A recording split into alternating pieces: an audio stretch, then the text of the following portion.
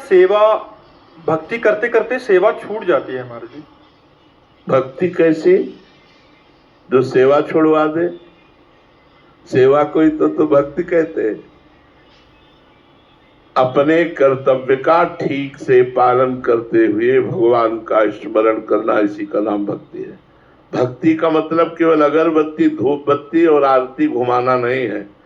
भक्ति का मतलब है यदि युद्ध का अवसर है तो अर्जुन से भगवान आदेश कर रहे हैं अपने भक्त को, माम निस्मर युद्ध च, मेरा स्मरण कर और अपने कर्तव्य रूपी युद्ध का पालन कर।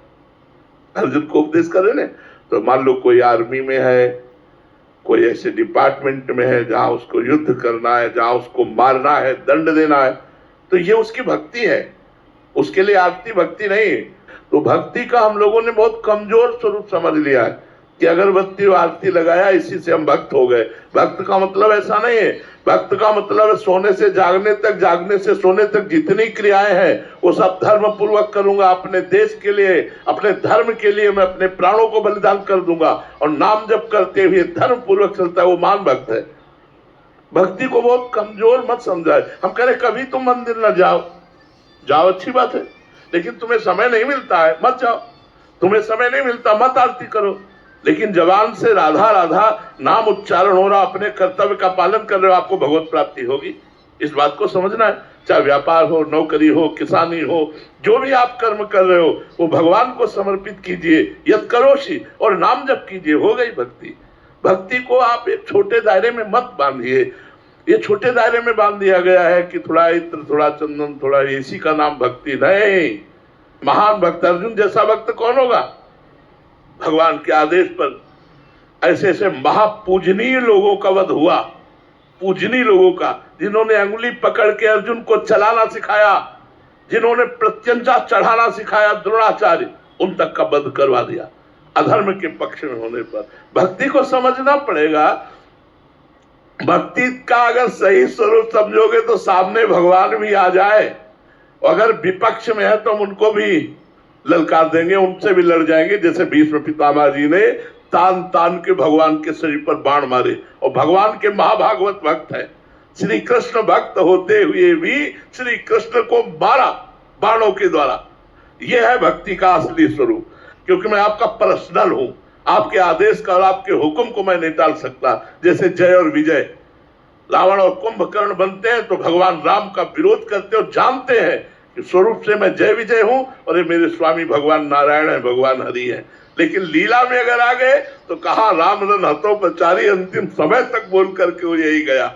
तो हमें जो रोल मिले, जो स्वांग मिले, वो हमें अच्छी तरह करना चाहिए इस संसार में। चाहे किसान हो, चाहे व्यापारी हो, चाहे नौकरी हो, ईमानदारी से करे, धर्म पूर्वक करे, घूसखोरी न करे, अधर्माचरण न करे, नाम जप करे, तो हमें भगवत प्राप्ति हो जाएगी, चाहे जो कोई हम हो। क्योंकि हम अपने कर्तव्य का पालन कर रहे हैं।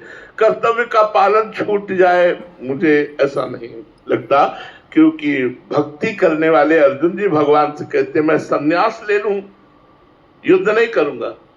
भगवान ने मना किया तुम्हें संन्यास नहीं लेना, युद्ध करना है। इसका मतलब भगवान प्रधानता कर्तव्य कर्म की करवाना चाहते हैं। समाज को अपने कर्तव्य कर्म को करते हुए नाम जप करना। अब पति की अवहेलना, समय से उनको ऑफिस जाना, टिफिन न तैयार करना, उनके अनुकूल न रहना और पूजा का विस्तार खोल के बैठ जाना, ये भक्ति नहीं सिखाती। भक्ति सिखाती सबसे पहले उठो, उठकर भगवत चिंतन करो। अब ये विचार करो कि हमारे परिवार के किस सदस्य को कौन सी सेवा पहले चाहिए, उसका पति के लिए टिफिन बनाओ, उनको दोपहर के पानी की व्यवस्था, सुबह उनको नाश्ता कराओ, जब वो चले जाएं, बच्चे स्कूल चले जाएं, तो ठाकुर जी का पर्दा खोलो, फिर आरती पूजा करो। अब अगर ऐसी भक्ति करोगे जिसमें कर्तव्य छूट जाता है तो वो भक्ति फिर घर में कलह पैदा कर देगी, अशांति पैदा कर देगी। और भक्ति कलह और अशांति के लिए नहीं है, भक्ति शांति और आनंद के लिए है। तो इसलिए हमारी बात को समझिएगा। भक्ति को ये ना समझिएगा केवल मूर्ति में ही भक्ति है, केवल तुम्हारे घर के सिंहासन में ही भक्ति है। क्या पति में, सास में, ससुर में, परिवार के जनों में या पत्नी में क्या भगवान नहीं है? अगर उनमें आप भगवान नहीं देखते हैं तो सिंहासन में कहाँ भगवान देख पाओगे? फिर तो तुम्हारा सब नाटक हो जाएगा, असली भक्ति नहीं होगी।